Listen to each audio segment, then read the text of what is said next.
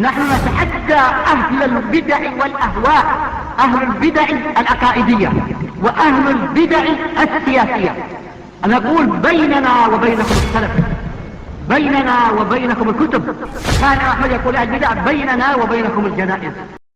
إن الحمد لله نحمده ونستعينه ونستغفره ونعوذ بالله من شرور أنفسنا ومن سيئات أعمالنا، من يهده الله فلا مضل له ومن يضلل فلا هادي له، وأشهد أن لا إله إلا الله وحده لا شريك له، وأشهد أن محمدا عبده ورسوله. يا أيها الذين آمنوا اتقوا الله حق تقاته ولا تموتن إلا وأنتم مسلمون. يا أيها الناس اتقوا ربكم الذي خلقكم من نفس واحدة وخلق منها زوجها وبث منهما رجالا كثيرا ونساء، واتقوا الله الذي تساءلون به والأرحام إن الله كان عليكم رقيبا.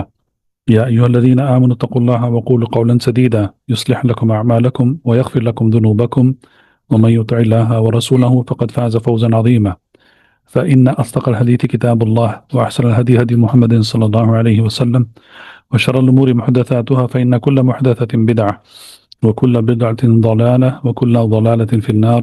أما بعد، عمدة الأحكام في معالم الحلال والحرام عن خير الأنام محمد عليه الصلاة والسلام، مما اتفق عليه الشيخان البخاری و مسلم.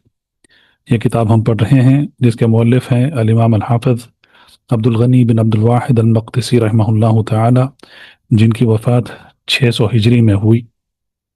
کتاب الصلاۃ پڑھ رہے ہیں، اور اس کے ابواب میں پچھلے درس میں ہم نے صلاۃ الجمعہ کے متعلق احادیث کا مطالعہ کیا۔ آج ہمارے ساتھ باب صلاۃ العیدین، دو عید کے نمازوں کا باب ہے۔ فنبدأ على برکت اللہ۔ بسم الله والحمد لله والصلاة والسلام على رسول الله وعلى آله وأصحابه ومن والاه. أما بعد، فقال المؤلف عبد الغني المقدسي رحمه الله تعالى في كتابه عمدة الأحكام من كلام خير الأنام صلى الله عليه وسلم: باب صلاة العيدين. عن عبد الله بن عمر رضي الله عنهما قال: كان النبي صلى الله عليه وسلم وأبو بكر وعمر يصلون العيدين قبل الخطبة. تو مؤلف نے رحمہ اللہ انہوں نے یہ باب لایا ہے، باب صلاۃ الجمعہ کے بعد باب صلاۃ العیدین۔ تو عیدین سے مراد دو عیدیں ہیں۔ العیدان مرفوع ہے، العیدین یہاں پر مجرور ہے، تو اسی لیے الف کو یا میں تبدیل کیا گیا ہے کیونکہ یہ مجرور ہے۔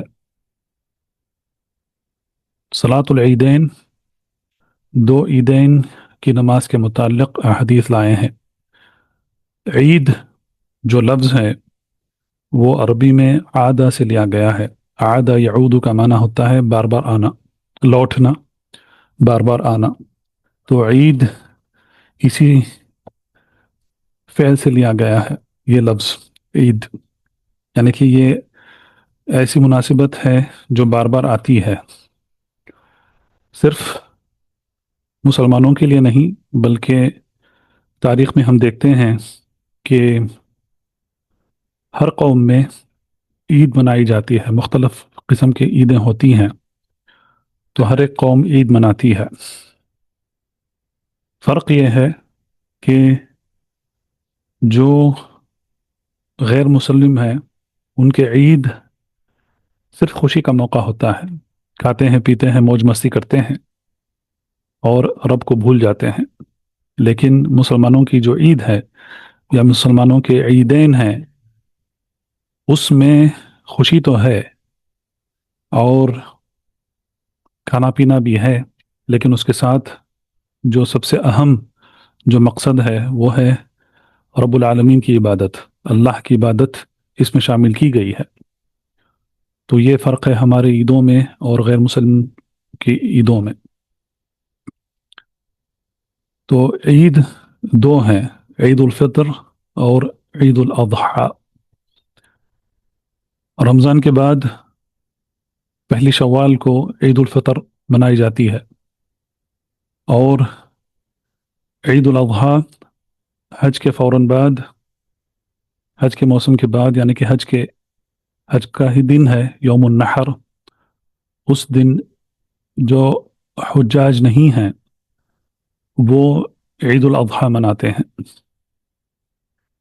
تو عید الفطر رمضان کے بعد آئی ہے، اور رمضان عبادت کا مہینہ ہے، اس میں مسلمان روزے رکھتے ہیں جو فرض روزے ہیں، قیام اللیل کرتے ہیں، قرآن پڑھتے ہیں، صدقہ دیتے ہیں، کئی عبادات کرتے ہیں۔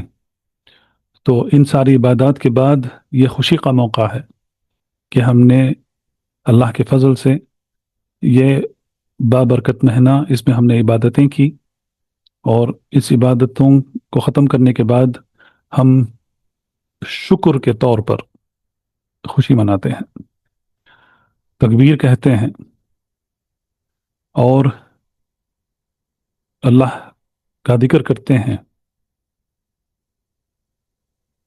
اور عید کی نماز پڑھتے ہیں رمضان کے بعد۔ اسی طریقے سے حج کا مہینہ ہے، حج کے ایام ہیں، حج جب ختم ہوتا ہے یوم عرفہ ہے جو 9 ذی الحجہ کا دن ہے، اور پھر 10 ذو الحجہ یہ یوم النحر اس کو کہتے ہیں، کیونکہ اس دن حجاج جو جانور لے کے آئے ہیں اپنے ساتھ، ہدی جس کو کہتے ہیں، اس کو ذبح کرتے ہیں۔ تو نحر تمتع اور قرن کرنے کے لیے واجب ہے، وہ جانور ذبح کرتے ہیں یوم النحر۔ اور جو حج پر نہیں گئے ہیں، یوم عرفہ میں جب حجاج یوم عرفہ میں کھڑے ہوئے ہیں، حج ہے، جیسا کہ اللہ کے رسول صلی اللہ علیہ وسلم نے کہا کہ یوم عرفہ ہی حج ہے، تو جب حجاج عرفہ کے میدان میں کھڑے ہوئے ہیں، حج کر رہے ہیں، تو جو حجاج نہیں ہیں وہ دوسری عظیم عبادت کرتے ہیں، وہ ہے روزہ رکھنا، یوم عرفہ کا روزہ۔ اسی طریقے سے جب حجاج یوم النحر کے دن اپنے ہدی ذبح کرتے ہیں، اس کا نحر کرتے ہیں، تو ہم جو حج پر نہیں گئے ہیں ہم عید الاضحیٰ مناتے ہیں، اور اپنے جانور اپنی جگہ، اپنے علاقوں میں، اپنے گھروں میں اپنے جانور ذبح کرتے ہیں۔ اور حج کا موسم ختم ہوا، یعنی کہ حج ختم ہوا تو حج کے بعد جانور ذبح کیا اور عید کی نماز پڑھی۔ جو حجاج نہیں ہیں وہ عید کی نماز پڑھتے ہیں، جو حجاج ہیں ان کے لیے یوم النحر کی عبادتیں ہیں، اور اس کے بعد ایام التشریق کی عبادتیں ہیں۔ لیکن جو حج پہ نہیں گئے ہیں وہ بھی حجاج کے ساتھ ان عبادتوں میں شامل ہوتے ہیں، لیکن دوسرے طریقے سے شامل ہوتے ہیں، جیسا کہ عید الاضحیٰ کی نماز پڑھتے ہیں، اور اس کے بعد جانور ذبح کرتے ہیں، اور اس کے بعد ایام تشریق میں کھاتے ہیں، پیتے ہیں، اللہ کا شکر کرتے ہیں، اللہ کا ذکر کرتے ہیں، تکبیر کہتے ہیں۔ تو یہ بھی شکر کے لیے ہے، عبادت کے لیے ہے۔ تو یہ فرق ہے ہماری عیدوں میں اور غیر مسلم کے عیدوں میں۔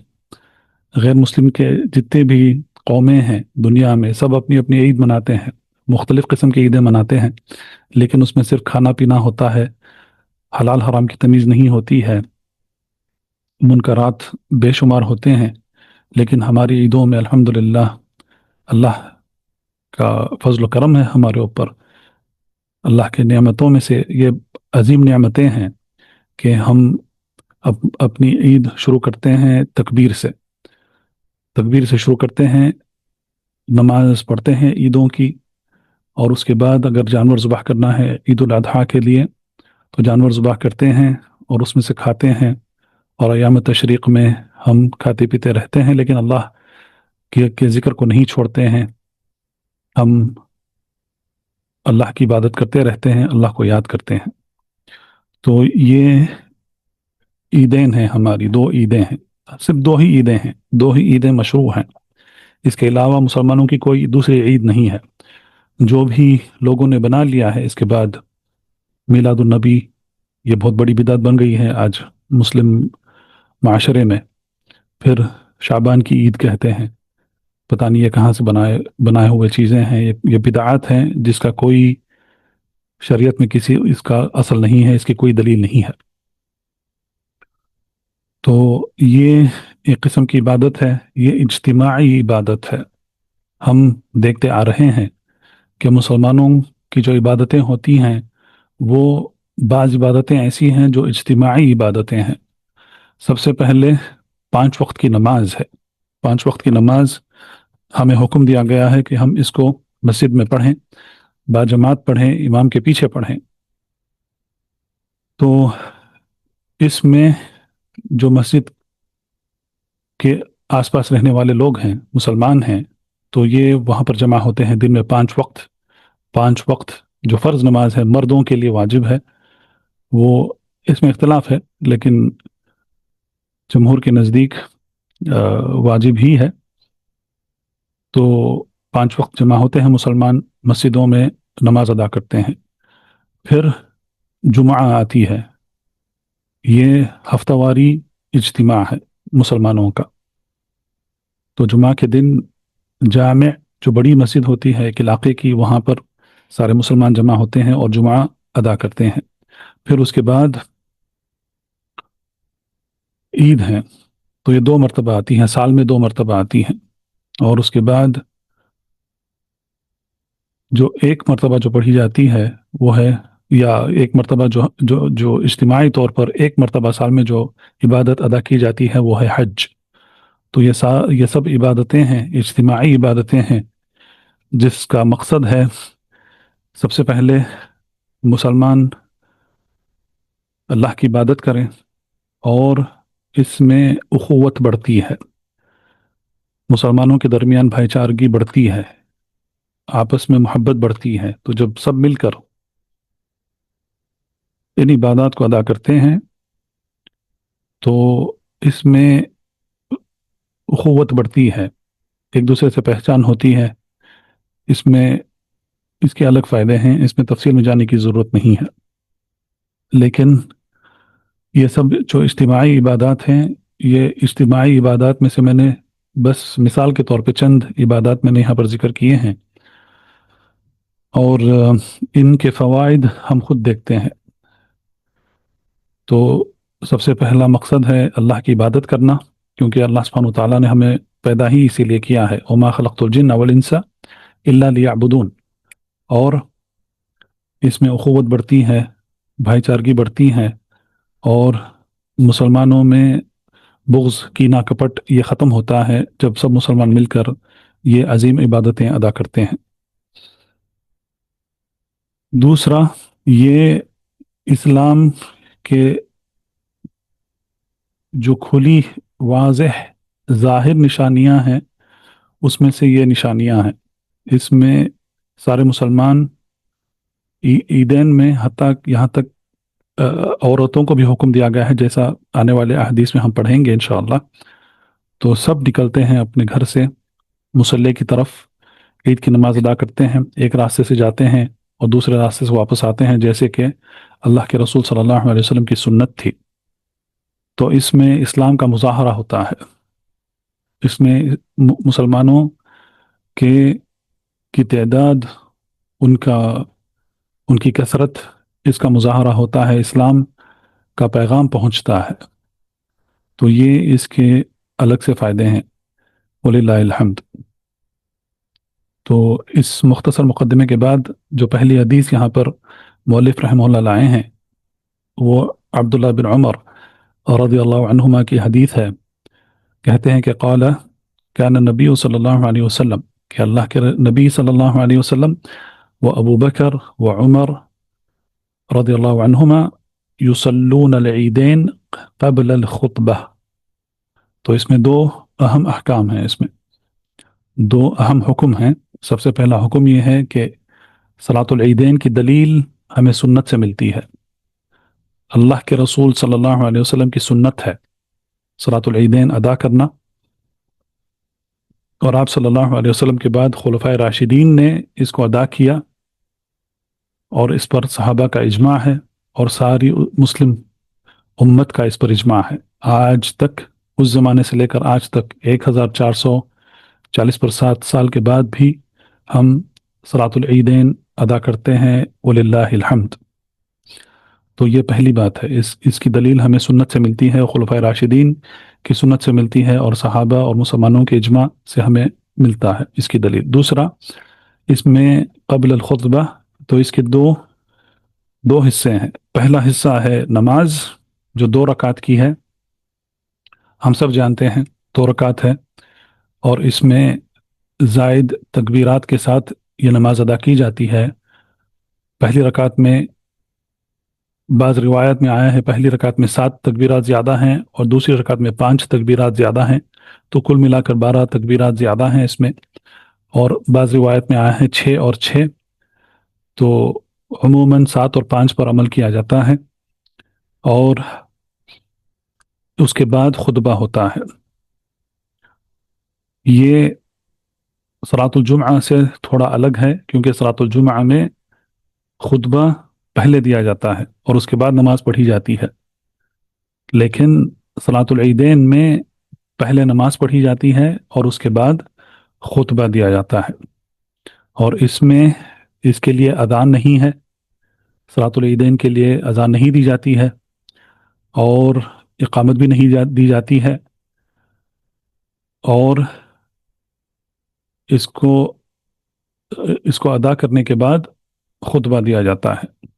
تو یہ حکم ہمیں اس حدیث سے ہمیں ملتی ہے۔ نعم۔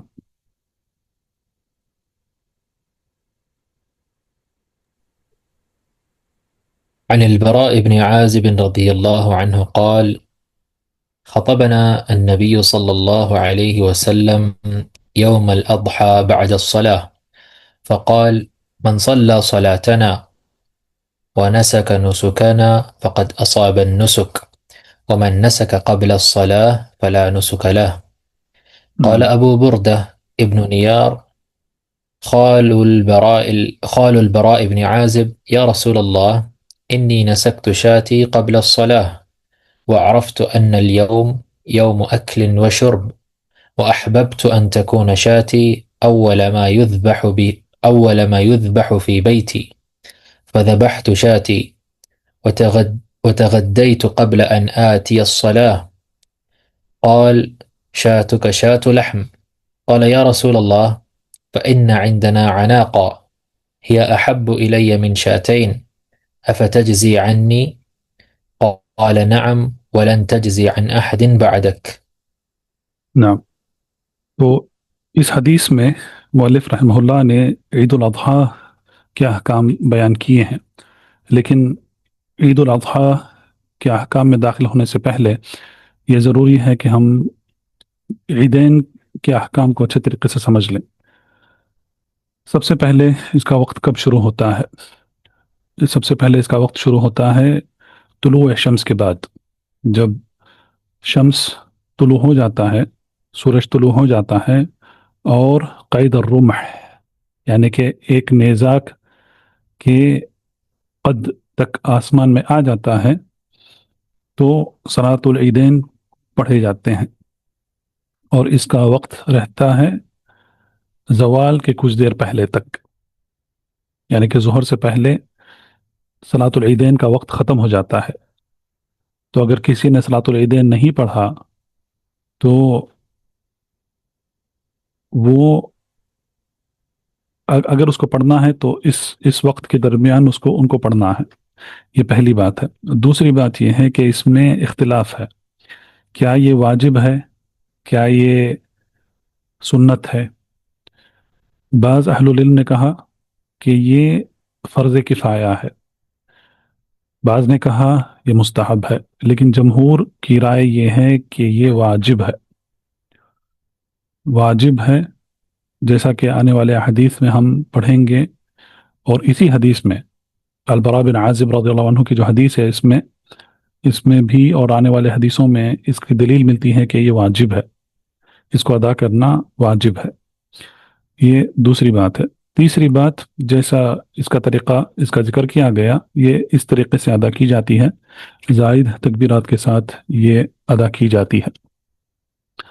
تو ہمیں دیکھنا یہ ہے کہ اس میں اور صلاۃ الجمعہ میں فرق کیا ہے، کیونکہ یہ مسئلہ پچھلے درس میں گزرا تھا کہ اگر جمعہ کے دن عید آ گئی تو کیا دونوں نمازوں کو پڑھنا ہے؟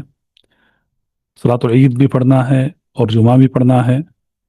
تو اس کا جواب یہ ہے کہ نہیں۔ اگر کسی نے ایک نماز پڑھ لیا تو اس کے لیے وہ کافی ہے، اگر وہ دونوں پڑھنا چاہتا ہے تو وہ بہتر ہے، اس میں کوئی حرج نہیں ہے، لیکن اگر اس نے کوئی ایک نماز اس نے پڑھ لی تو وہ اس کے لیے کافی ہے۔ اور صلاۃ الجمعہ اور صلاۃ العیدین میں بعض فرق ہیں۔ سب سے پہلا فرق یہ ہے کہ صلاۃ الجمعہ مسجد میں پڑھی جاتی ہے، جامع میں پڑھی جاتی ہے، اور صلاۃ العید یہ مصلی یعنی کہ عیدگاہ، جیسا کہ کھلی جگہ ہے، یہ سب جانتے ہیں، تو اس میں مصلی میں یعنی کہ عیدگاہ میں یہ نماز ادا کی جاتی ہے، یہ پہلی بات ہے۔ اگر آپ ہو سکیں تو اس کو آپ لکھ لیں، کیونکہ یہ سب ضروری مسائل ہیں جاننے کے لیے صلاۃ العیدین اور صلاۃ الجمعہ کے لیے۔ تو سب سے پہلے کہاں پر پڑھی جاتی ہے؟ یہ صلاۃ الجمعہ جامع میں پڑھی جاتی ہے، مسجد میں پڑھی جاتی ہے، اور صلاۃ العید اس کا عیدگاہ میں پڑھنا افضل ہے، سنت ہے۔ لیکن اگر کسی وجہ سے نہیں پڑھ سک رہے ہیں تو مسجد میں اس کو اگر ادا کیا جائے تو کوئی حرج نہیں ہے، بلکہ اہل العلم نے یہ کہا ہے کہ اس کو المسجد الحرام یعنی کہ مکہ میں المسجد الحرام میں پڑھنا اس کو بہتر ہے، سوائے اس مسجد کے، یہاں تک کہ مدینہ میں بھی اگر اس کو مصلی یعنی کہ عیدگاہ میں ادا کیا جائے تو بہتر ہے، لیکن اگر کسی وجہ سے اس کو مسجد میں ادا کر رہے ہیں تو اس میں کوئی حرج نہیں ہے۔ دوسرا، جمعہ کے لیے اذان دی جاتی ہے، لیکن صلاۃ العید کے لیے اذان نہیں دی جاتی ہے۔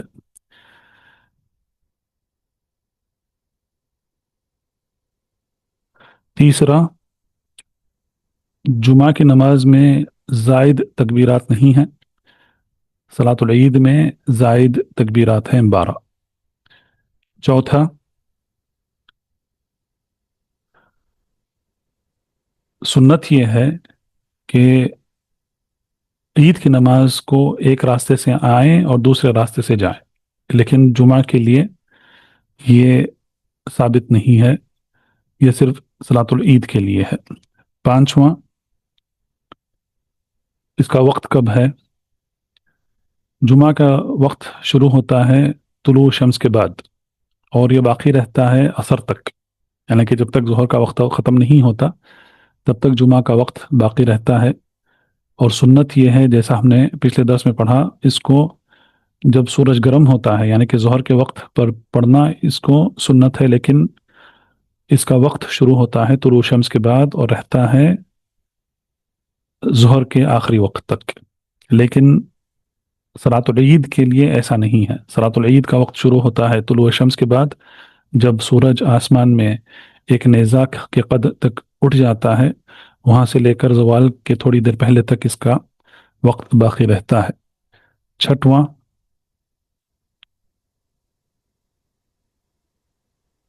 اگر جمعہ چھوٹ گئی تو وہ قضا نہیں کی جا سکتی ہے، لیکن اگر عید کی نماز چھوٹ گئی، اس دن نہیں پڑھ سکے، تو اس کو قضا کر سکتے ہیں، دوسرے دن اس کو ادا کیا جا سکتا ہے۔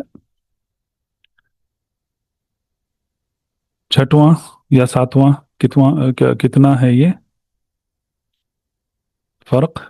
چھٹواں یا ساتواں،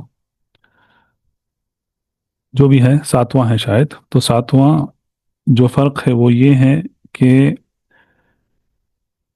جمعہ کا خطبہ پہلے دیا جاتا ہے اور اس کے بعد نماز پڑھی جاتی ہے۔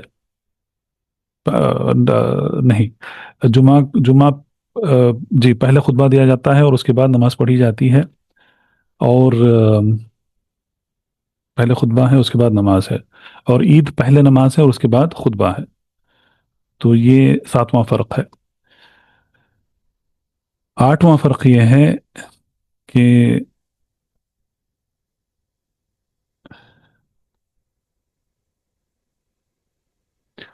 جمعہ کے لیے عورتوں کا حاضر ہونا واجب نہیں ہے، جمعہ مردوں کے لیے واجب ہے، مقیم مرد کے لیے واجب ہے،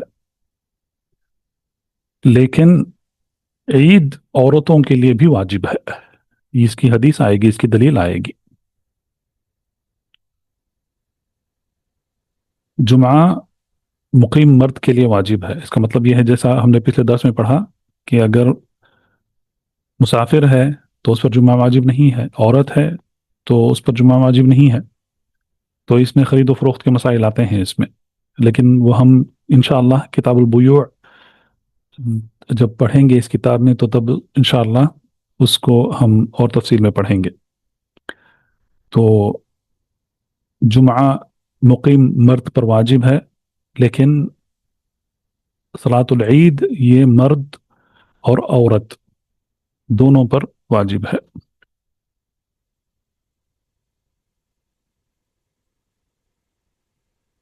تو یہ اہم فرق ہے صلاۃ الجمعہ اور صلاۃ العید کے درمیان۔ تو اس کے بعد یہ جو حدیث لائے ہیں مؤلف رحمہ اللہ، عن البراء بن عازب رضی اللہ عنہ قال، کہتے ہیں البراء بن عازب رضی اللہ عنہ کہتے ہیں کہ خطبنا النبی صلی اللہ علیہ وسلم، کہ اللہ کے رسول صلی اللہ علیہ وسلم نے ہمیں خطبہ دیا یوم الاضحیٰ، یعنی کہ عید الاضحیٰ، یعنی کہ اس کو اضحیٰ کیوں کہتے ہیں؟ کیونکہ یہ ضحیٰ سے لیا گیا ہے۔ ضحیٰ کا وقت ہم جانتے ہیں کہ جب شمس طلوع ہو جاتا ہے، ایک نیزاک کے قد تک آسمان میں اڑ جاتا ہے سورج، تو وہاں سے ضحیٰ کا وقت شروع ہوتا ہے، تو اس کو اس وقت پر پڑھا جاتا ہے، تو اسی لیے اس کو عید الاضحیٰ کہتے ہیں۔ لیکن عید الفطر، کیونکہ ہم زکوٰۃ الفطر دیتے ہیں تو اسی لیے اس کو عید الفطر کہتے ہیں۔ تو البراء بن عازب کہتے ہیں کہ اللہ کے رسول صلی اللہ علیہ وسلم نے ہمیں خطبہ دیا عید الاضحیٰ کا، فقال، اور آپ صلی اللہ علیہ وسلم نے کہا، من صلی صلاتنا، جس نے ہماری نماز پڑھی، ونسک نسکنا، اور اس نے ہمارے طریقے جانور کا ذبح کرنا جو طریقہ ہے اس طریقے سے اس نے جانور کو ذبح کیا، فقد اصاب النسک، تو اس نے اس کی قربانی جو ہے وہ قربانی اس نے پالی۔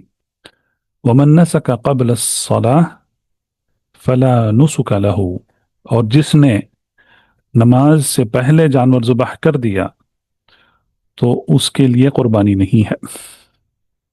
تو یہ حدیث کے الفاظ ہیں۔ تو اس میں ہمیں سب سے اہم جو حکم کا پتہ چلتا ہے وہ یہ ہے کہ جو عید الاضحیٰ ہے اس کی ترتیب ہوتی ہے، پہلے نماز پڑھتے ہیں، پھر خطبہ ہوتا ہے، خطبہ ختم ہونے کے بعد اس کے بعد جانور کو ذبح کرنا پڑتا ہے۔ تو اگر کسی نے نماز سے پہلے جانور ذبح کر دیا تو اس نے عید الاضحیٰ کی قربانی نہیں دی ہے، بلکہ اس نے جانور ذبح کیا ہے کھانے کے لیے، فلا نسک لہ، تو اس کے لیے قربانی نہیں ہے۔ تو فقال ابو بردہ بن نیار خال البراء بن عازب، تو ابو بردہ رضی اللہ عنہ کہتے ہیں یہ البراء بن عازب کے ماموں ہیں، خال کا مطلب ہے ماموں، تو خال کا مطلب ہے ماموں، خال ماموں ہے، اور خالتن جس کو ہم خالہ کہتے ہیں اردو میں وہ خالہ ہے، ماں کی بہن، اور ماں کے بھائی کو خال کہتے ہیں۔ انہوں نے کہا کہ انی نسکت شاتی قبل الصلاۃ، تو انہوں نے کہا کہ میں نے میرا جانور نماز سے پہلے میں نے ذبح کر دیا، وعرفت ان اليوم یوم اکل و شرب، اور میں یہ جانتا تھا کہ آج کا دن جو ہے وہ کھانے پینے کا دن ہے، یوم اکل و شرب، اکل کہتے ہیں کھانے کو اور شرب پینے کو، وأحببت ان تكون شأتی اول ما یذبح فی بیتی، اور میں یہ چاہتا تھا کہ میرا جانور جو ہے وہ سب سے پہلے جانور ہوگا جو اس دن ذبح کیا جائے گا میرے گھر میں۔ فذبحت شاتی، تو میں نے میرا جانور ذبح کر دیا، وتغدیت قبل ان آتی الصلاة، اور ذبح بھی کر دیا، اس میں سے کھا کر بھی آ گئے نماز کے لیے۔ قال، تو اللہ کے رسول صلی اللہ علیہ وسلم نے کہا، شأتک شأت لحم، شات کا مطلب ہوتا ہے جو بھیڑ ہوتا ہے اس کو شات کہتے ہیں، اور اس کو جو بکری ہے اس کو ماعز کہتے ہیں، تو دونوں کو ملا کر غنم کہتے ہیں عربی میں۔ تو آپ صلی اللہ علیہ وسلم نے کہا کہ تمہارا بھیڑ جو تم نے قربانی دیا وہ دراصل وہ شات الحم، یعنی کہ وہ کھانے کے لیے ہے، وہ قربانی نہیں ہے، وہ عبادت، جو عبادت ہے، کیونکہ قربانی عبادت ہے، اللہ کے لیے ذبح کیا جاتا ہے، جیسا اللہ سبحانہ تعالیٰ کا حکم ہے، انا آتینا کل کوثر فصلی لربک وانحر، تو اپنے رب کے لیے نماز پڑھو اور نحر یعنی کہ ذبح کرو۔ تو ذبح کرنا، جانور ذبح کرنا اللہ کے لیے یہ قربانی ہے اور یہ عبادت ہے۔ لیکن یہ جو آپ نے کیا ہے یہ دراصل یہ کھانے کے لیے ہے، اور یہ عبادت یعنی کہ یہ اضحیہ کہتے ہیں، میں یہ ذکر کرنا بھول گیا، میں جو جانور عید الاضحیٰ کے دن جو ذبح کیا جاتا ہے اس کو کہتے ہیں عربی میں اضحیہ، اضحیہ، اور اس کا جمع ہے اضاحی۔ تو یہ جانور ہوتے ہیں جو قربان کیے جاتے ہیں عبادتاً اللہ کے لیے۔ قال یا رسول اللہ، تو انہوں نے کہا، ابو بردہ رضی اللہ عنہ نے کہا کہ اے اللہ کے رسول صلی اللہ علیہ وسلم، فإن عندنا عناقا، تو انہوں نے کہا کہ ہمارے پاس ایک بکری ہے، ہی احب الیہ من شأتین، اور وہ میرے پاس دو بھیڑوں سے دو بھیڑوں سے بڑھ کر میرے لیے محبوب ہے، بکری ہے، تو یعنی کہ ماعز، بکری اردو میں، اور جو فصیح اردو ہے اور ہماری اردو ہے اس میں تھوڑا کنفیوژن ہوتا ہے۔ ہم بھیڑ کو بکرا کہتے ہیں اور بکری کو چھیلی کہتے ہیں، لیکن جو فصیح اردو ہے اس میں بکری کا مطلب چھیلی ہوتا ہے، اور بھیڑ کو، بکرے کو بھیڑ کہتے ہیں۔ تو عناقن کا مطلب ہے، یہاں پر میں بکری کہہ رہا ہوں لیکن ہمارے لہجے میں یہ چھیلی ہے۔ تو وہ کہتے ہیں کہ یہ میرے پاس دو بھیڑوں سے بڑھ کر مجھے محبوب ہے۔ اف تجزی عنی، کیا میں اس کی قربانی دے سکتا ہوں؟ قال نعم، تو اللہ کے رسول صلی اللہ علیہ وسلم نے کہا نعم۔ ولن تجزی عن احد بعدک، لیکن آپ کے بعد کسی کے لیے اس کی ایسا کرنے کی اجازت نہیں ہے۔ اس کا مطلب کیا ہے؟ اس میں ہمیں جو جانور ذبح کیا جاتا ہے وہ کون سا جانور ہے وہ جاننا ہمیں ضروری ہے۔ تو جو بھیڑ ہیں، بھیڑ کی عمر 6 مہینے ہونی چاہیے قربانی کرنے کے لیے، اور جو بکری ہے، بکری کی عمر کم از کم 1 سال ہونی چاہیے قربانی دینے کے لیے۔ تو بھیڑ ہماری زبان میں بکرا، شیپ انگریزی میں، اس کی عمر 6 مہینے ہونی چاہیے کم از کم، اور اس کو جدع کہتے ہیں عربی میں۔ لیکن جو بکری ہے، جو ہمارے زبان میں ہم چھیلی کہتے ہیں، گوٹ، اس کی عمر کم از کم 1 سال ہونا چاہیے، اس کو سنی کہتے ہیں۔ تو یہاں پر ابو بردہ نے جو پوچھا، اس لیے پوچھا کیونکہ ان کی جو بکری تھی وہ بکری 1 سال سے کم تھی، تو 1 سال سے کم بکری ذبح نہیں کی جا سکتی ہے قربانی کی طرح۔ تو اسی لیے میں جب انہوں نے آپ صلی اللہ علیہ وسلم کے پاس اجازت مانگی تو کیا میں یہ بکری ذبح کر سکتا ہوں، تو اللہ کے رسول صلی اللہ علیہ وسلم نے ان کو خاص اجازت دی، یہ صرف اجازت ان کے لیے ہے۔ اسی لیے رسول اللہ صلی اللہ علیہ وسلم نے کہا کہ یہ تمہارے لیے کافی ہے آج کے دن، کیونکہ تم نے لا علمی کی وجہ سے ابو بردہ نے جانور ذبح کر دیا تھا اور وہ ایک اور جانور ذبح کرنا چاہتے تھے، تو اسی لیے ان کو یہ خاص اجازت دی گئی کہ وہ 1 سال سے کم بکری کی قربانی دے، اور اللہ کے رسول صلی اللہ علیہ وسلم نے اس کے بعد کہا کہ اس کے بعد کسی کو ایسا کرنے کی اجازت نہیں ہے۔ تو یہ صرف یہ جو اجازت تھی 1 سال سے کم بکری ذبح کرنے کی، اس موقع پر یہ اجازت خاص ابو بردہ رضی اللہ عنہ کے لیے تھی، اور اس کے بعد کسی کے لیے نہیں ہے۔ تو دوسروں کو، سب کو قیامت تک اس کی پابندی کرنا ہے کہ اگر بھیڑ ہے تو وہ 6 مہینے سے زیادہ ہونا چاہیے قربانی دینے کے لیے، اور اگر بکری ہے تو وہ 1 سال سے زیادہ ہونا چاہیے۔ تو یہ اہم احکام ہیں اس حدیث میں۔ نعم۔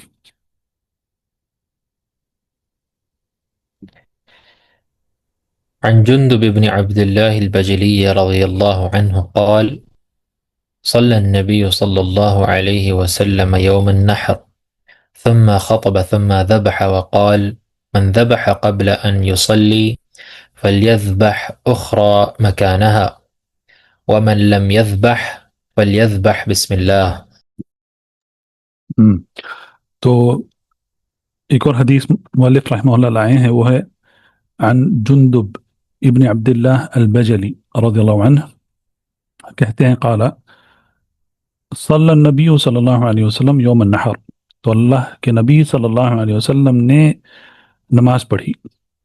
یوم النحر کا مطلب ہے یوم عید الاضحیٰ، یعنی کہ قربانی کے دن، یہ عید الاضحیٰ کی نماز پڑھی۔ ثم خطب، اس کے بعد آپ صلی اللہ علیہ وسلم نے خطبہ دیا۔ ثم ذبح، اس کے بعد آپ صلی اللہ علیہ وسلم نے اپنا جانور ذبح کیا۔ وقال، اور آپ صلی اللہ علیہ وسلم نے کہا من ذبح قبل ان یصلی، کہ اگر کسی نے نماز پڑھنے سے پہلے اگر کسی نے ذبح کر دیا ہے، فلیذبح اخرى، تو اس کو چاہیے کہ وہ ایک اور جانور ذبح کرے، مکانہ، اس کی جگہ پر۔ ومن لم یذبح، اور جس نے ذبح نہیں کیا ہے، فلیذبح بسم اللہ، تو جس نے ذبح نہیں کیا ہے تو چاہیے کہ وہ ذبح کریں اللہ کے نام سے۔ تو اس میں اہل العلم نے جو حکم نکالا ہے وہ یہ ہے کہ کیا جانور کی قربانی دینا واجب ہے یا مستحب ہے؟ تو اس میں تفصیل ہے۔ اس کا خلاصہ یہ ہے کہ اگر کوئی استطاعت رکھتا ہے جانور ذبح کرنے کی، تو اس کو چاہیے کہ وہ جانور ذبح کرے۔ تو جو استطاعت رکھتا ہے، مالی استطاعت رکھتا ہے، اس کے پاس جانور ہے یا اس کے پاس مال ہے جس سے وہ جانور خرید سکتا ہے، تو اس کے استطاعت کے مطابق اس کو جانور ذبح کرنا ہے۔ اگر کسی کی استطاعت نہیں ہے، فقیر ہے، مسکین ہے، جانور خرید نہیں سکتا ہے، تو اس پر واجب نہیں ہے۔ تو اسی لیے کہتے ہیں کہ یہ حکم، واجب کا حکم اس پر لگایا جاتا ہے جس کی استطاعت ہے۔ یہ پہلی بات ہے۔ دوسری بات یہ ہے کہ اللہ کے رسول صلی اللہ علیہ وسلم کی عادت تھی کہ وہ 2 جانور ذبح کیا کرتے تھے، ایک اپنے گھر والوں کی طرف سے، اور ہم جانتے ہیں کہ اللہ کے رسول صلی اللہ علیہ وسلم کی کتنی بیویاں تھیں رضی اللہ عنہم، تو سب کی طرف سے ایک ہی جانور ذبح کیا کرتے تھے آپ صلی اللہ علیہ وسلم، اور ایک اور جانور ذبح کرتے تھے اپنی امت کی طرف سے، کیونکہ وہ اللہ کے رسول ہیں صلی اللہ علیہ وسلم، تو اپنی امت کی طرف سے وہ ایک جانور ذبح کیا کرتے تھے۔ تو اس سے ہمیں یہ پتہ چلتا ہے کہ اگر کوئی جانور ذبح کر رہا ہے تو اس کو سب سے پہلے جو واجب ہے اس کو وہ ادا کر دینا چاہیے۔ اور اہل العلم نے یہ کہا ہے کہ واجب کس پر ہوتا ہے؟ اگر مالی استطاعت ہے، اس کے ساتھ کون ایک جانور ذبح کرے گا؟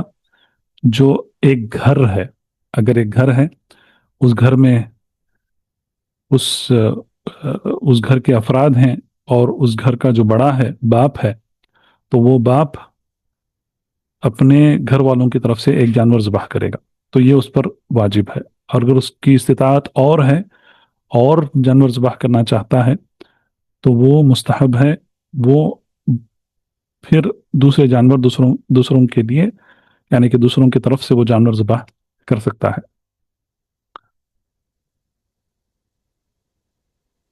اور اس کا مطلب یہ ہے کہ پہلے اس پر جو واجب ہے وہ واجب اس کو ادا کرنا ہے، اور وہ واجب ادا کرنے کے بعد اگر اور اس کی استطاعت ہے تو وہ اور زیادہ جانور چاہے تو وہ ذبح کر سکتا ہے. اس میں لوگ غلطیاں کرتے ہیں.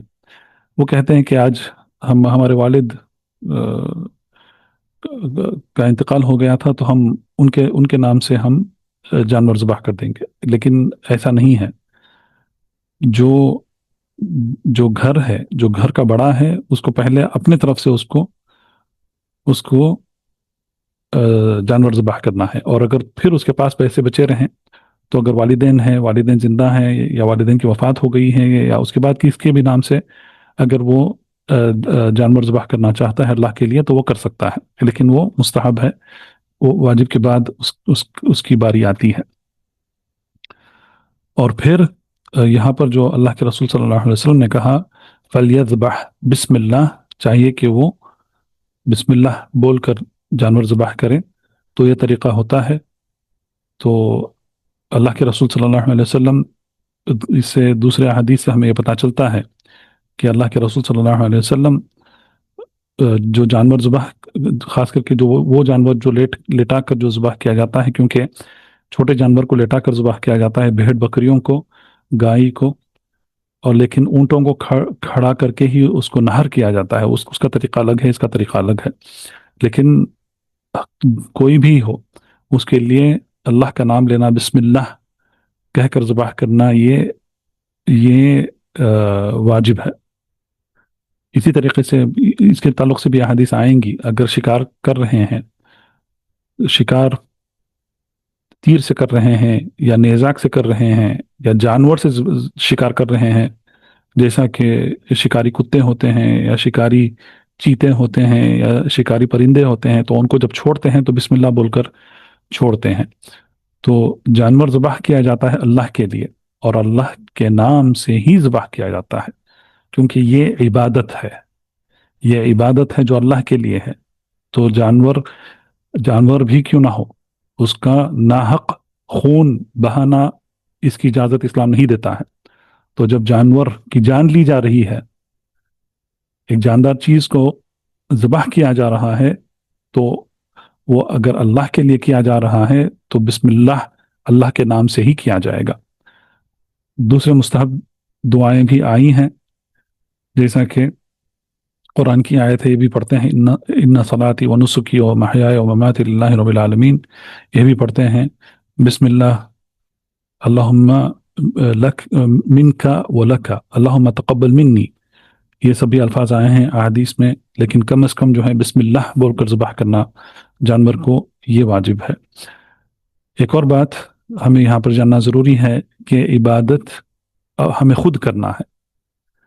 اگر ہم جانور ذبح کر رہے ہیں، قربانی جیسا کہ عید الاضحیٰ کے دن ہو یا عقیقہ ہو یا حدی ہو، تو کوشش کرنا چاہیے کہ ہمیں اپنے ہاتھ سے اس کو ذبح کرنا ہے، کیونکہ یہ عبادت ہے.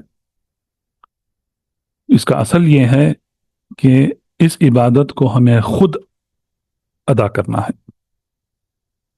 اگر کسی وجہ سے ہم خود نہیں کر رہے ہیں تو ہم دوسروں کو یہ ذمہ داری دے سکتے ہیں.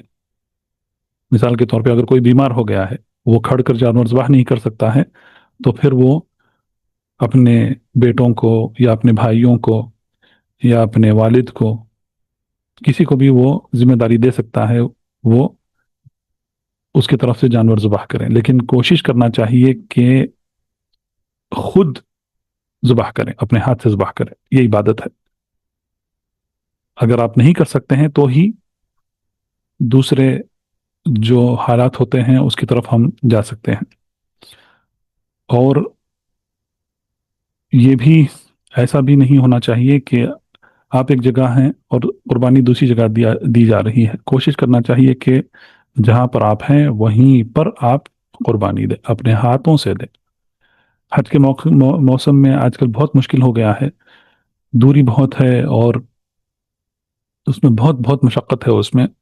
تو حج کے موقع پر ہم دوسروں کو ذمہ داری دے دیتے ہیں کہ وہ اپنے طرف سے جانور ذبح کر دیں، لیکن عید الاضحیٰ کے دن عقیقہ اگر ہے تو یہ سب جو موقع ہیں، ان موقعوں پر یہ عبادت ہے، تو اس عبادت کو ہمیں خود کرنا چاہیے۔ تو یہی حدیث کے الفاظ سے ہمیں واللہ عالم یہ احکام ہمیں ملتے ہیں۔ نعم۔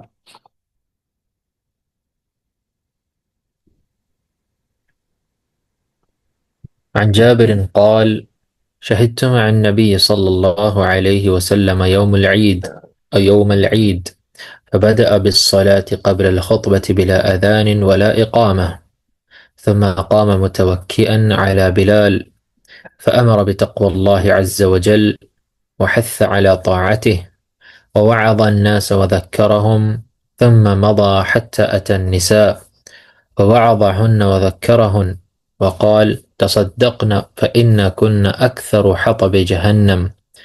فقامت امرأة من سطة النساء سفعاء الخدين فقالت لما يا رسول الله؟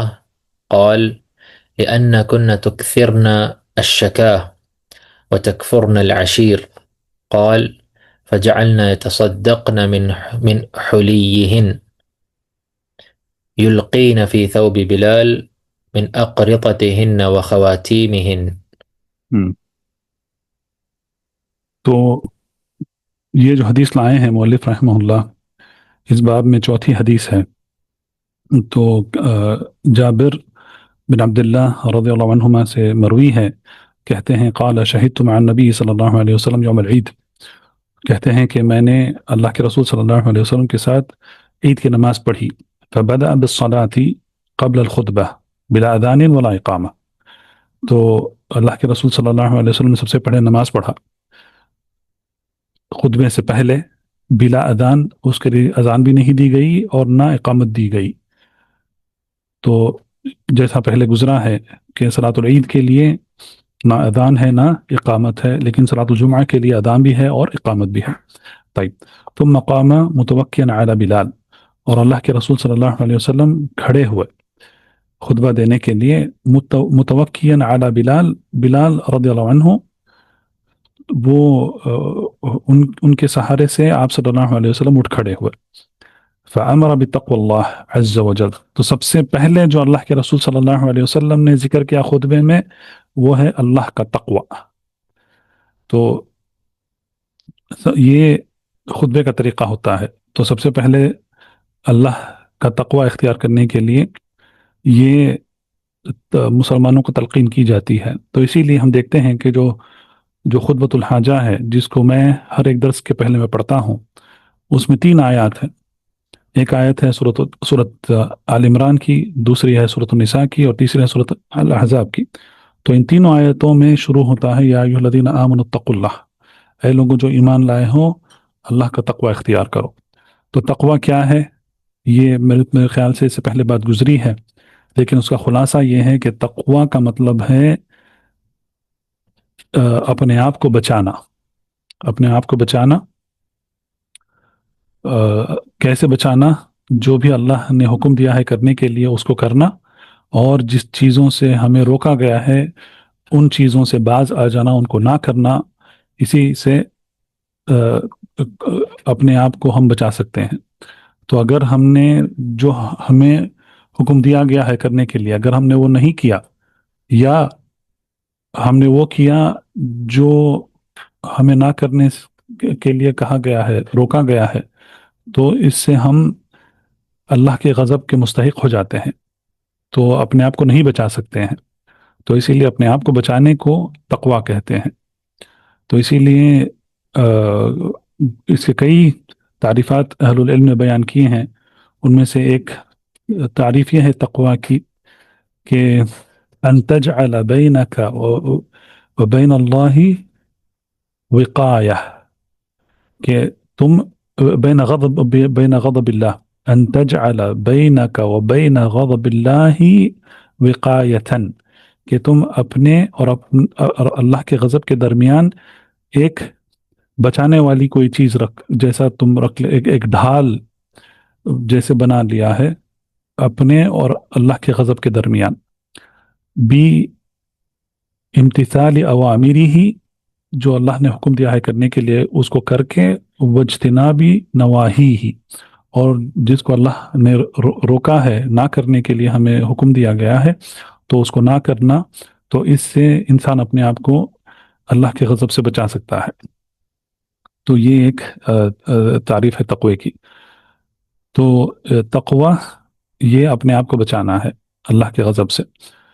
تو سب سے پہلے اللہ کے رسول صلی اللہ علیہ وسلم نے اس عظیم چیز کی کا ذکر کیا خطبے میں اور اس کی تلقین دی، پھر وہ حث علی طاعتہ، اور اس کے بعد خاص طور پر اللہ کی اطاعت کرنے کی تلقین دی۔ تو حث علی طاعتہ یعنی کہ اللہ کی اطاعت کرنے پر تلقین دی۔ ووعظ الناس وذکرہم، ووعظ الناس، تو وعظ کرنا، عربی میں وعظ کہتے ہیں کہ جو بھی مسائل ہیں، جو بھی احکام ہیں، اگر یہ کوئی ایک عالم یہ دیکھتا ہے کہ مسلمان اس میں تھوڑا پیچھے ہو رہے ہیں، اس میں تھوڑی یعنی اتنا وہ طریقے سے اہتمام نہیں کر رہے ہیں، تو ان کو اس کی طرف واپس لانے کے لیے وہ واعظ کرتے ہیں۔ تو اس میں ترغیب ہوتا ہے اور ترہیب ہوتا ہے۔ ترغیب کا مطلب ہے رغبت دلانا کہ ایسا کرنا چاہیے، ایسا کرنا چاہیے، اس کا ثواب یہ ہے، اس کا اجر ایسا ہے، اس کے لیے اللہ کی رضامندی ہے، اس کے لیے جنت ہے، وغیرہ وغیرہ۔ تو اس کو کہتے ہیں ترغیب۔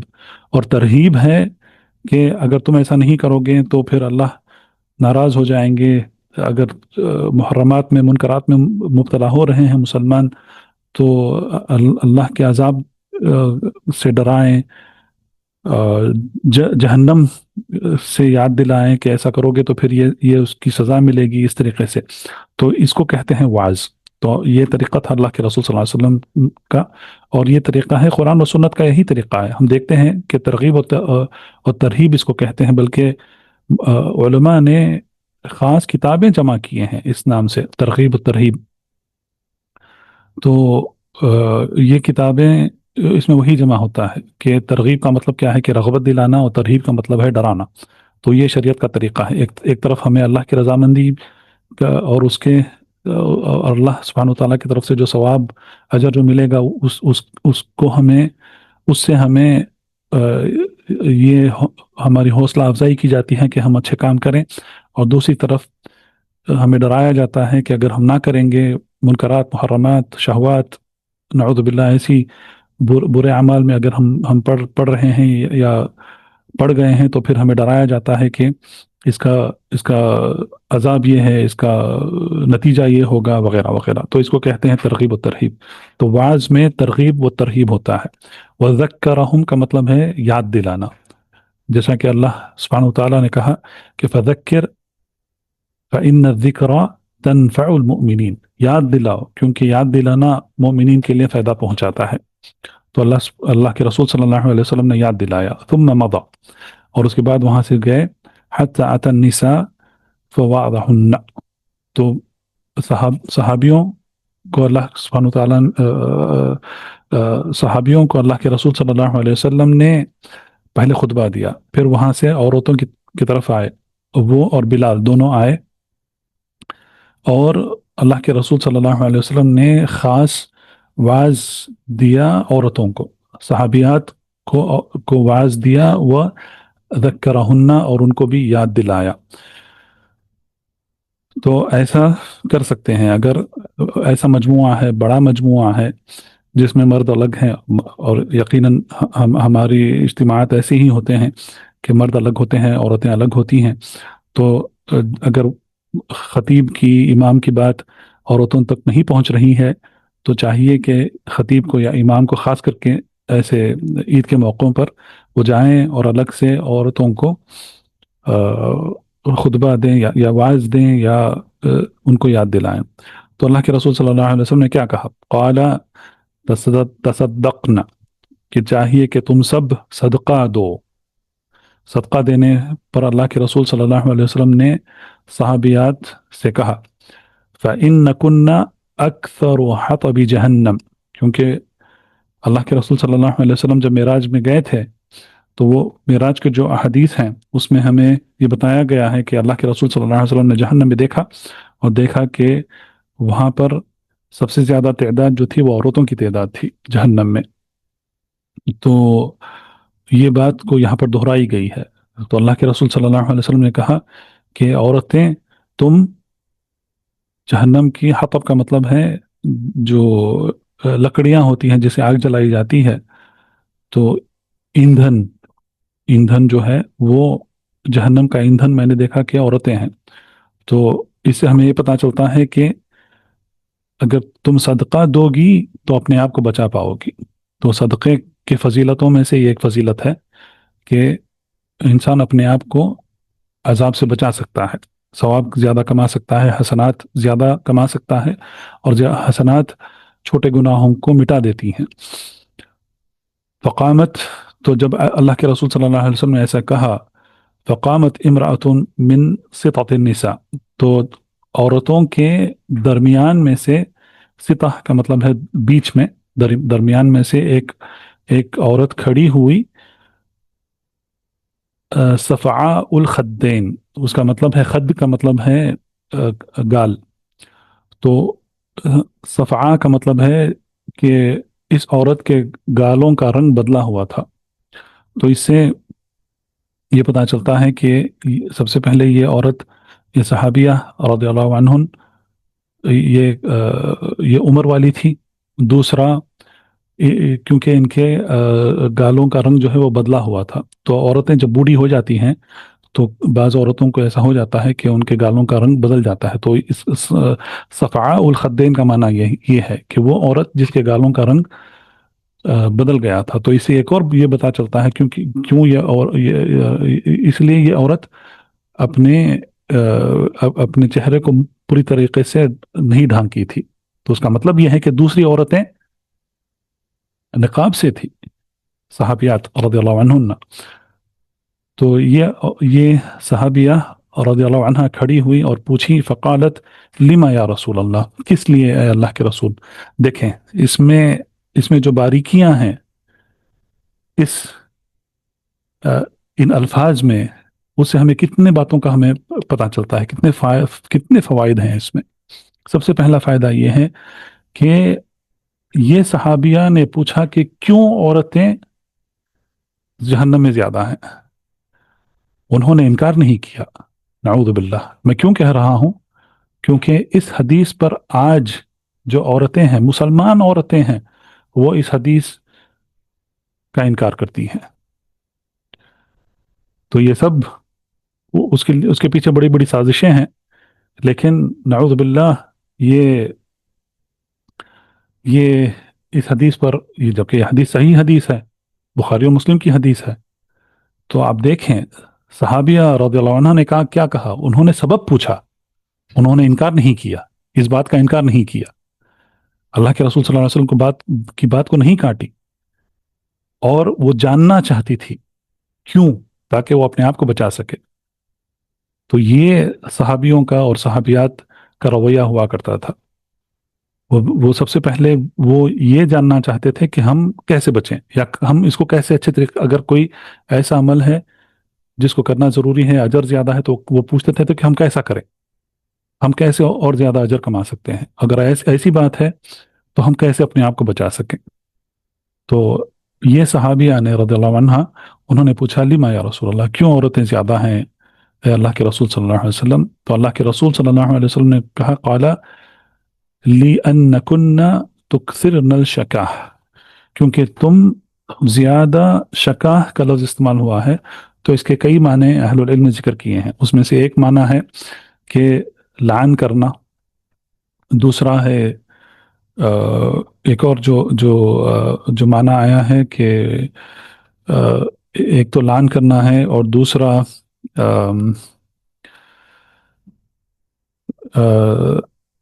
جی تو زیادہ لعن کرتی ہیں. اور یہ ہے وہ تکفرن العشیر، اور تم عشیر کا مطلب یہاں پر شوہر کا کفر کا مطلب ہے یہاں پر شوہر کے احسانات کو چھپانا، کیونکہ کفر کا اصل معنی بنتا ہے چھپا دینا. تو اسی لیے جو جو کھیت میں کام کرنے والا ہے، جو کھیتی کرتا ہے، اس کو کافر کہتے ہیں. اصل وہی ہے، کیونکہ وہ بیج لیتا ہے اور وہ زمین میں اس کو چھپا دیتا ہے. تو اسی لیے سورۃ الفتح کی جو آخری آیت ہے تو وہاں پر وہ آیت میں یہ بات آئی ہے کہ یعجب الزراع، نہیں وہ آیت نہیں، بلکہ دوسری جگہ یہ آتا ہے، یہ بات آتی ہے کہ ہاں یوجب الزراع لیغیظ بهم الکفار. تو یہاں پر جو زراع ہیں یعنی کہ جو زراعت کرتے ہیں وہ خوش ہوتے ہیں جب وہ درخت دیکھتے ہیں کہ وہ اونچے اونچے ہو رہے ہیں. اور خیر اس آیت کی تفسیر میں جانے کا وقت نہیں ہے ابھی، لیکن کفار کا مطلب ہے یہاں پر جی ایک اور آیت ہے سورۃ الحدید کی آیت ہے، اس میں کفار کا لفظ استعمال ہوا ہے زراعت کرنے والوں کے لیے. بہرحال تو تکفرون العشیر کا مطلب ہے کہ تم اپنے شوہروں کے احسانات کو چھپا دیتی ہو. تو ایک اور حدیث میں یہ آیا ہے کہ اللہ کے رسول صلی اللہ علیہ وسلم نے کہا، جس کے معنی کا مفہوم یہ ہے کہ ایک شوہر اپنی بیوی پر بہت احسانات کرتا ہے، اس کو بہت ایک لمبی مدت تک اس کو اپنے ساتھ رکھتا ہے، اس پر خرچہ کرتا ہے، اس کو اچھی چیزیں دیتا ہے وغیرہ وغیرہ وغیرہ. لیکن جب اگر شوہر ایک غلطی کرتا ہے، ایک غلطی کر دیتا ہے، تو عورت کہتی ہے کہ میں نے تجھ میں کبھی بھی خیر نہیں دیکھا، میں نے کبھی تجھ میں بھلائی نہیں دیکھی. تو ایک غلطی کے لیے اس عورت نے اپنے شوہر کے پورے احسانات کی نفی کر دی. تو اسی لیے یہاں پر اللہ کے رسول صلی اللہ علیہ وسلم نے کہا کہ تکفرون العشیر. تو یہ اس حدیث پر ایک واقعہ یاد آیا جس کو شیخ عبد الرزاق بن عبد المحسن البدر حفظہم اللہ یہ ہمیشہ ذکر کرتے ہیں. کہتے ہیں کہ ایک عالم تھے، تو وہ عالم کے پاس کچھ عورتیں آئیں اور انہوں نے اس حدیث پر یہ اعتراضات کرنا شروع کیا. کیسا ہو سکتا ہے کہ کیوں عورتیں جہنم میں زیادہ ہو جاتی ہیں، ایسے ویسے. تو جو طریقہ تھا ان عورتوں کا اعتراض کرنے کا، وہ طریقہ صحیح نہیں تھا. حدیثوں پر اعتراضات نہیں کر سکتے ہیں، سبحان اللہ، نعوذ باللہ، یہ بہت خطرناک بات ہے. یہ تو حدیثوں پر اعتراض کرنا یہ معمولی بات نہیں ہے، سبحان اللہ. تو کبھی کبھی یہ معاملہ جو ہے کفر تک چلا جاتا ہے. تو کہتے ہیں کہ اس عالم نے کہا کہ یہ حدیث جو ہے یہ تمہارے لیے نہیں ہے. تو عورتیں پریشان، تعجب ہو گئی. تو پھر یہاں پر تو ساری عورتوں کا ذکر ہوا ہے، انہوں نے کہا کہ یہ حدیث تمہارے لیے نہیں ہے. پھر پوچھا گیا کہ کیسے؟ تو انہوں نے کہا کہ دیکھو، یہ حدیث جو ہے، اس حدیث میں اللہ کے رسول صلی اللہ علیہ وسلم صحابیات سے مخاطب تھے، صحابیات کو کہا انہوں نے. تو صحابیات نے سب سے پہلے اس حدیث پر ایمان لایا، اور وہ عقل والی تھی، وہ سمجھ جاتی تھی. تو اسی لیے جو صحابیہ کھڑی ہوئی اور انہوں نے پوچھا کس لیے اے اللہ کے رسول صلی اللہ علیہ وسلم، تو یہ سوال پوچھا تھا انہوں نے اپنے آپ کو بچانے کے لیے اس سے. تو یہ عقل والی تھی، یہ سوال میں حکمت ہے، اور اللہ کے رسول صلی اللہ علیہ وسلم نے اس حکمت والے سوال کا جواب حکمت سے دیا. تو یہ ان عورتوں کے لیے ہے جو عقل والی تھی اور جو حکمت والی تھی. تم جو اعتراض کرتے ہوئے آئی ہو اس حدیث پر، نہ تم اس حدیث پر تمہارا ایمان ہے اور نہ تمہیں عقل ہے، نکل جاؤ یہاں سے. تو ایسے لوگوں کو جو اللہ کے رسول صلی اللہ علیہ وسلم کی حدیث پر اعتراض کرتے ہیں، انہیں ایسا ہی جواب دیا جائے گا. تو فجعلنا يتصدقن من حلیہن. تو جب اللہ کے رسول صلی اللہ علیہ وسلم نے ایسا کہا تو عورتیں فوراً اپنے جو زیورات تھے، حلی کا مطلب ہے زیورات، اور خاص کر کے وہ زیورات جو سونے سے بنے ہوئے ہیں، تو سونے والے زیورات نکال کر وہ صدقہ دینا شروع کر دیا عورتوں نے. یلقین فی ثوب بلال. تو بلال ایک کپڑا پکڑے ہوئے تھے، اور اس کپڑے میں ساری عورتیں اپنے زیورات اس میں ڈالنا شروع کر دی. من اقرطتہن، اقرطہ کہتے ہیں جو کانوں میں جو یہ ڈالتے ہیں، جو زیور ڈالتے ہیں کانوں میں، ایئر رنگ جس کو کہتے ہیں، تو اس کو اقرطہ کہتے ہیں. وہ خواتیمہن، خواتین کہتے ہیں انگوٹھیوں کو.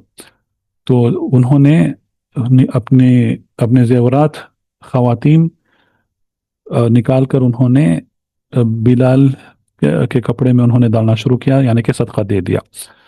تو انہوں نے صدقہ دے دیا، تو اسے ایک اور ضروری حکم کا ہمیں یہ پتہ چلتا ہے کہ عورتیں سونے کے زیورات پہن سکتی ہیں، اور صحابیات پہنا کرتی تھی. اور یہ حدیث دلیل ہے کہ عورتوں کے لیے سونے کے زیورات پہننا جائز ہے، چاہے وہ کانوں میں ہو، گلے میں ہو، انگوٹھیاں ہو، کچھ بھی ہو، عورتوں کے لیے منع نہیں ہے. صرف مردوں کے لیے سونا پہننے سے منع کیا گیا ہے. ہمارے لیے حرام ہے سونا پہننا مردوں کے لیے، لیکن عورتوں کے لیے جائز ہے. یہ خیر اس کا یہ جو مسئلہ ہے، اس کے احادیث آنے والے احادیث اس کتاب کے آنے والے حصوں میں آئیں گی یہ سب احادیث، تو انشاءاللہ ہم اس کی تفصیل تب پڑھیں گے. نعم، وقت ہو رہا ہے، لیکن میں چاہتا ہوں کہ میں یہ باب ختم کر دوں، کیونکہ یہ ایک ہی باب سے متعلق ہیں احادیث اور ایک دوسرے سے جڑے ہوئے ہیں. نعم.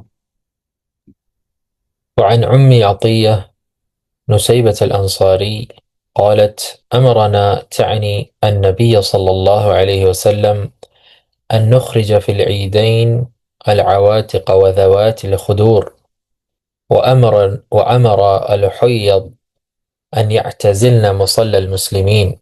وفي لفظ: كنا نؤمر أن نخرج يوم العيد حتى نخرج البكر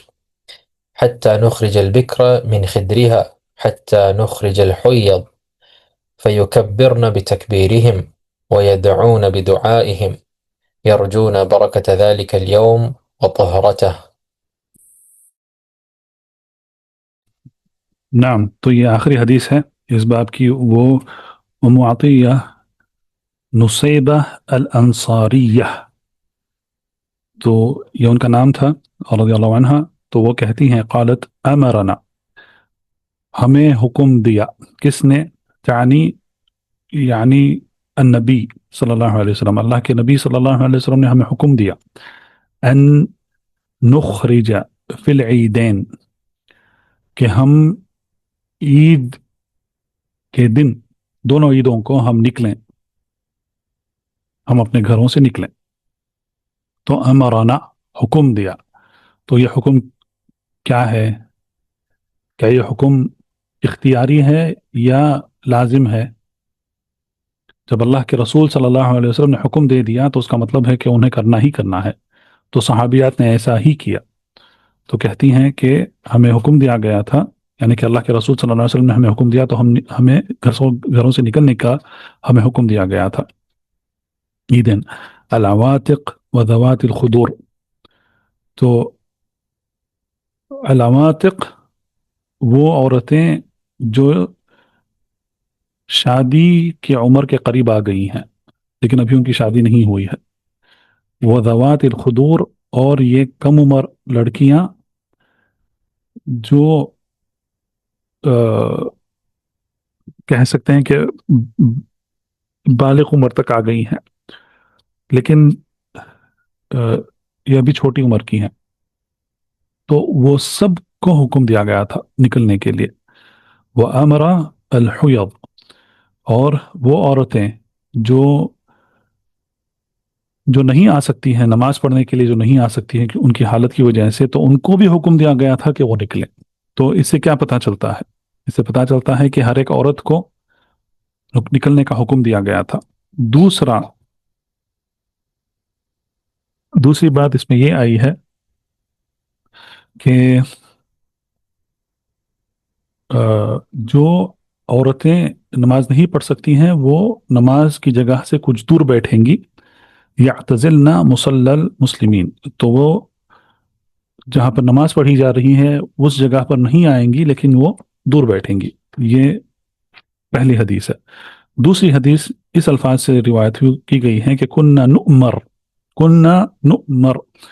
تو ہمیں یہ حکم دیا جایا کرتا تھا. تو اس کا مطلب یہ ہے کہ صرف ایک بار نہیں ہے. اللہ کے رسول صلی اللہ علیہ وسلم نے صرف ایک بار ان کو نکلنے کا حکم نہیں دیا ہے، لیکن ہر ایک عید کے دن، عید الفطر، عید الاضحیٰ، دونوں عیدوں کے دن حکم دیا جاتا تھا کہ وہ نکلیں اپنے گھروں سے، ان نخرج یوم العید. اس میں ایک اور بہت ضروری حکم ہے، میں انشاءاللہ اس کی طرف بھی میں اشارہ کروں گا. حتی نخرج البکر، یہاں تک کہ ہم ان لڑکیوں کو گھر سے نکالتے تھے جو بکر کا مطلب ہے جو شادی شدہ نہیں ہے، جو کنواری ہیں لڑکیاں، ان کو بھی حکم دیا جاتا تھا نکلنے کے لیے.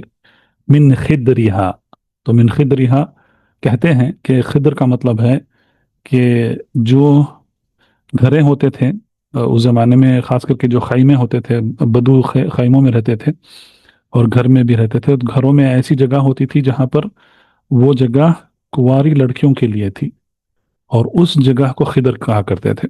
تو یہ عموماً ایسی لڑکیاں وہاں پر وہ رہتی تھیں، تو ان کو وہاں سے بھی نکلنے کا حکم دیا گیا تھا. حتی نخرج الحیض، تو یہاں تک جو عورتیں نماز نہیں پڑھ سکتی ہیں ان کو بھی حکم دیا جاتا تھا کہ وہ اپنے گھروں سے نکلیں. فَيُكَبِّرْنَ بِتَكْبِيرِهِمْ، تو ساری عورتیں، جب مرد صحابہ رضی اللہ عنہم جب وہ تکبیر کہا کرتے تھے تو عورتیں بھی ان کے ساتھ تکبیرات کہا کرتی تھی. وَيَدْعُونَ بِدُعَائِهِمْ، اور جب وہ دعا کرتے تھے تو اس دعا میں یہ بھی شامل ہوا کرتی تھی. وَيَرْجُونَ بَرَكَةَ ذَلِكَ الْيَوْمِ، اور عورتیں اس دن کے جو برکات ہیں، خصوصاً نماز میں، خطبے میں، یہ جو برکات ہیں، اور جو جب مسلمان سے ملتے ہیں، عید کی مبارکباد دیتے ہیں، تو اس میں دعا ہوتا ہے، ایک دوسرے کے لیے دعا کرتے ہیں، تو یہ سب برکات ہیں اس دن کے، تو تاکہ وہ بھی اس کا فائدہ اٹھا سکیں. اور وہ طہرت، اور طہر کا مطلب ہے کہ وہ یہ سب نیک کام ہیں، یہ سب حسنات ہیں، تو حسنات چھوٹے چھوٹے گناہوں کو مٹا دیتے ہیں. تو یہ موقع عورتوں کے لیے بھی مردوں کے برابر ان کو بھی یہ موقع دیا جاتا ہے. تو اس حدیث سے ہمیں کیا پتہ چلتا ہے؟ اس حدیث سے ہمیں پتہ چلتا ہے کہ سب سے پہلے عید کی جو نماز ہے وہ واجب ہے مردوں کے لیے بھی اور عورتوں کے لیے بھی. تو اسی لیے یہاں پر ام عطیہ رضی اللہ عنہ نے کہا کہ امرنا النبی صلی اللہ علیہ وسلم وَكُنَّا نُؤْمَرْ، ہمیں حکم دیا جاتا تھا. امر کا مطلب ہے حکم. تو جب حکم کا لفظ آتا ہے، یہ اصول الفقہ کا قاعدہ ہے کہ جب حکم کا، امر کا لفظ استعمال کیا جاتا ہے، حکم دیا جاتا ہے، تو وہ واجب کے لیے ہے. تو یہاں پر یہ واجب ہے، اور واجب کو اگر مستحب میں تبدیل ہونا ہے تو اس کے لیے دلیل چاہیے، لیکن ہمارے پاس کوئی دلیل نہیں ہے. کہیں پر بھی یہ کوئی دلیل آئی ہے کہ صحابیات کا عیدوں کے دن اپنے گھروں سے نکلنا یہ اختیاری تھا. منع تو دور کی بات ہے، جو لوگ منع کرتے ہیں عورتوں کو گھر سے نکلنے عیدوں کے دن مسلح پر آنے، تو ان کی کیا دلیل ہے؟ ان کے پاس کیا دلیل ہے؟ ان کے پاس کچھ بھی دلیل نہیں ہے، بلکہ یہ شریعت کا اصل ہے. جیسا کہ اس حدیث میں بتایا گیا ہے کہ جو اس دن کے جو فوائد ہیں، نماز ہے، خطبہ ہے، دعا پیام ہے، یہ سب عورتوں کو بھی مردوں کے برابر ان کو حاصل ہو. تو یہ صحیح طریقہ ہے، یہ پہلا حکم ہے. لیکن دوسرا حکم جس کی طرف میں آپ سب کی توجہ دلانا چاہتا ہوں وہ یہ ہے کہ کیوں یہاں پر یہ خاص یہ ذکر کیا گیا ہے کہ جو شادی لائق عمر کے جو عورتیں ہیں ان کو بھی حکم دیا جاتا تھا نکلنے کے لیے، اور جو کنواری لڑکیاں ہیں ان کو بھی حکم دیا جاتا تھا نکلنے کے لیے. کیوں ہے؟ کیونکہ مسلمانوں کی عادت تھی، عادت نہیں بلکہ یہ شریعت ہے کہ عورت گھر سے نہیں نکلے گی. عورت کا مقام گھر ہے. اگر اس کو گھر سے نکلنا ہے تو اس کے لیے ایک شرعی سبب چاہیے اس کو، تبھی وہ اپنے گھر سے نکل سکتی ہے. تو آج بالکل الٹا ہو گیا ہے. عورت گھر میں بیٹھنے سے روتی ہے، اس کو باہر نکلنا ہے، اور جب وہ باہر نکلتی ہے تو اس کو بن سور کے نکلنا ہے، اپنی زینت، اپنی خوبصورتی پوری دنیا کو دکھاتے ہوئے، پرفیوم اوڑے ہوئے،